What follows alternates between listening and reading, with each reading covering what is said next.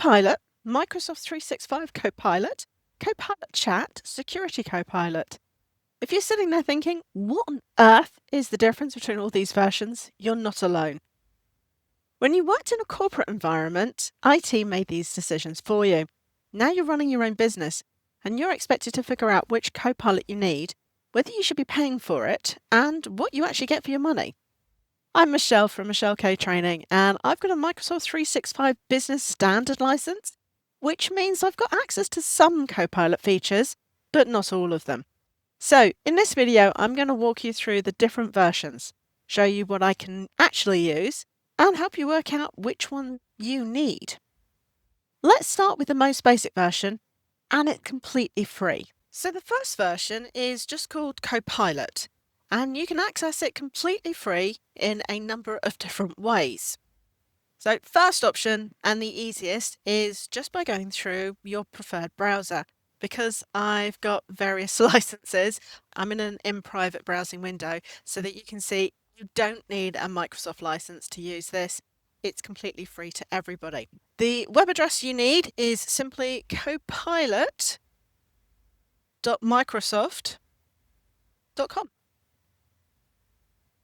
And that jumps in immediately. I'm just going to get rid of the message. As I said, you don't need to sign in with a Microsoft account, and you can see I haven't. It just says hi there. It doesn't know who I am. But if you do have a license, and that's whether it's a personal or a business, you will get a slightly better experience. But remember, you don't need it. All you need to do is simply type in a question. Apparently, you do need to verify that you are human. So let's try that again. What are the features of MS Loop? And simply type in the question and hit return. It immediately goes through. And a quick tip, if you look at the section where you typed in the question, if you've got that little square, it means it's thinking. Best thing to do is just leave it until the little square goes away. Then you can scroll down and find out more information.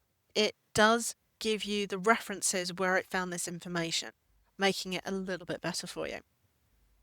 You can ask it questions, have conversations with it.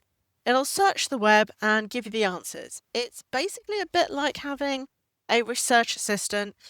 The way that I often use it is to ask those questions where, yes, I know I could go to a website, but I then have to browse through a range of pages to find the information that I want. Instead, I can just get Copilot to do that research for me and give me the answers. Like all AIs, it's not perfect, so do be prepared that you're probably going to have to ask follow-up questions. So that's our first option. Text is the easiest option, but you can also generate images with this. You get 15 boosts per day during non-peak hours. I'll be honest, I don't use this very much, but it is there for you if you want. There is a second one I don't really use that much, which is the mobile phone. You can download it from your relevant app store, whether you are Apple or Android, and it's exactly the same functionality. Third, if you are somebody who uses Microsoft Edge rather than any of the other web browsers, you've also got Copilot there.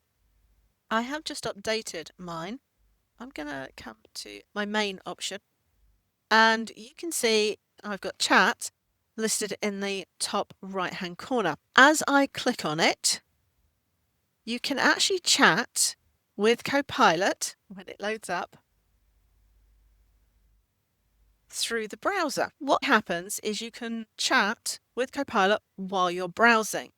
It's really handy if you're reading an article and want to ask questions about it. So that's the free version. What it's brilliant for? Quick questions, research, brainstorming ideas. What it can't do, it can't access any of your files. And that's anything on your computer at all, unless you actually choose to share it. It doesn't know anything about your emails, your documents, your SharePoint, nothing at all. It only knows what's on the public web or what you tell it, what you share with it by uploading the files. If you've never used an AI before, that's going to be a great starting point, and best of all, it costs you nothing. Now, the second version, and this is the one that honestly confuses everyone. It's called Microsoft 365 Copilot Chat. Yeah, a little bit of a mouthful. And here's the thing that Microsoft doesn't necessarily make really clear. If you've got a Microsoft Business Basic, Business Standard, Business Premium, or certain enterprise licenses, you already have it. It's included, no extra cost. So let me show you what I've got. I've already opened Word. Key thing to note, I've signed into my Business Standard account, and I've chosen to open up Word through the web. You can see I've got my classic ribbon, and there at the end it says Copilot. I can click it, opening up Copilot Chat on the right hand side. It does keep saying Copilot, but it is Copilot Chat. I can type a prompt, so let's say draft a three paragraph email explaining the benefits of OneDrive to a small business owner.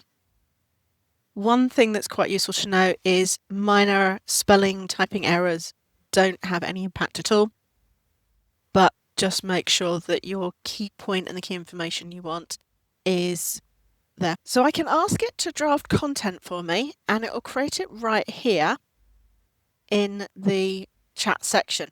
So I've got a subject, I've got the message, and you can see I've got options to edit it. So for a first draft, it's not bad. Here's the interesting thing. It's Copilot Chat. It's not going to automatically write it in the page for me, but I do have the option on that plus sign to add it into the document. Yes, the second button in is copy, so I can always copy and paste it. Next thing for me to do is really edit it to sound more like me. It's saved me from staring at a blank page, and we all know how much fun that is. If I go into my other apps, you can see here in Excel on the web, I do have Copilot. It means I can analyze the data for the open file, get help with formulas and functions, and all of that good stuff. Again, if I go into PowerPoint on the web, I have Copilot. I can ask it to help me create slides and even entire presentations. And if I go into OneNote on the web, you'll notice it's not there. So I don't appear to have Copilot in OneNote on the web. That's the on the web applications, but if you're anything like me, you like to use them in the full desktop. So let's go to Word. And again, Word desktop does have Copilot, same facilities. Excel, here's the interesting thing. Excel full desktop doesn't have Copilot available. So you can see the buttons there, but it's grayed out because I don't have the licensed version, just the included Microsoft 365 Copilot Chat. Let's go into PowerPoint. Oh yeah, I've got Copilot here as well. Just like the one on the web, it'll help me create a new look, new slides, and a new presentation.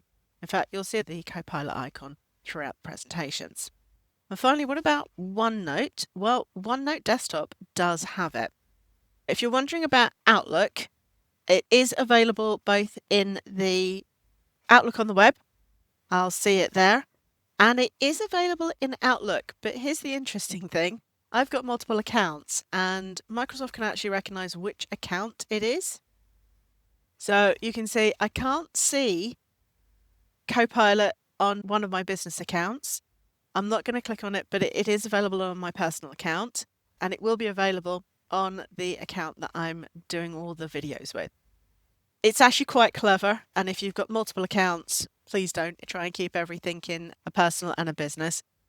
It'll give you access on the accounts that have subscriptions that include Copilot. Now, in the apps where I do have it, here's what's important. This version won't automatically access my files.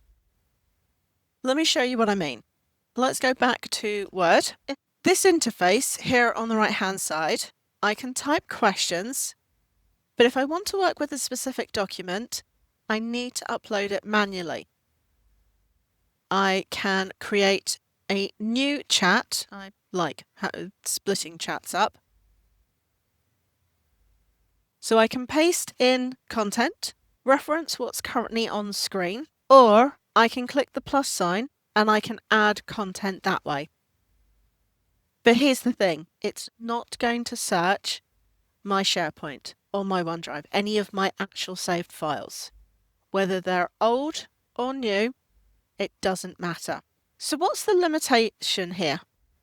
Well, first off, it's web grounded, which means it uses information from the web to help answer questions. And we all know that information on the web is not always, shall we say, 100% correct, whether that's incorrect information or just not up-to-date information. But it doesn't automatically search through your files. So it won't be able to help answer questions around your business. It doesn't search emails or anything else. You will have to manually give it information that is relevant to your question to make sure that it has all that information. For a lot of small business owners, this is probably enough. And you've already got it if you've got a Microsoft 365 subscription. So before you spend any money, try this first. Right, now we get into the paid version, which is just called Microsoft 365 Copilot.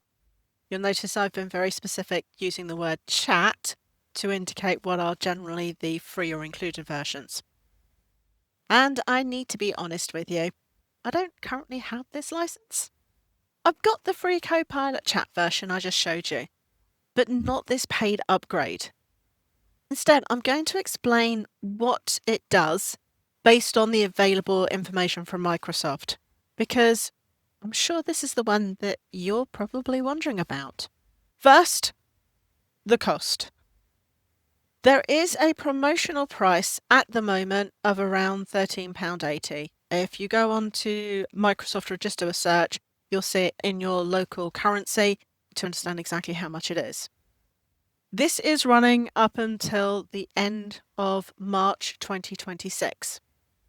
After that, the standard price is per user per month. So bear in mind, if you are a solo entrepreneur, then it's just you. But if you are part of a small team, you need to consider, does everybody need it? Can we pay for everybody?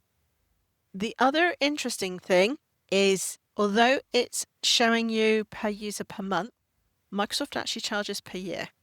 So it's the visible price times 12 is what's actually going to come out of your bank account, quote, today to make it available to you.